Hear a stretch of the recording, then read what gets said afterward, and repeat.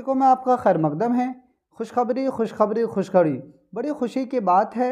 जो भी तलबा या तलबात 12th पास है या मौलवी पास है, उनकी खुशी खबरी की बात यह है कि फिर से उर्दू बहाली के लिए, उर्दू में बहाली के लिए, उर्दू ट्रांसलेट के लिए, उर्दू में तर्जमा करने वाले के लिए एक बहाली फिर से निकला है। जो 2019 में उर्दू अनुवादक का निकला था, सेम उसी तरह फिर से निकल गया है। क्योंकि पिछले बार जो भी बच्चे या बच्चियां दिए थे उसमें अभी तक वैकेंसी पूरा नहीं हो पाया। इस वजह से बिहार सरकार ने फिर से आपको मौका दिया है। ये मौका को बहुत ही अच्छा समझे, बेहतर समझे और इस मौके का फ़ायदा उठाएं।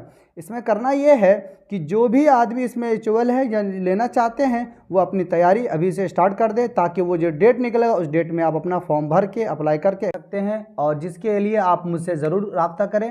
अगर कैसे तैयारी करनी है, कैसे अप्लाई करना है, ये डेट कब निकलेगा, उसके लिए आप ज़रूर मुझे एक बार कमेंट ज़रूर करें। तो आगे ज़्यादा से ज़्यादा शेयर करें ताकि आपके एक शेयर से लोगों का फ़ायदा हो सके।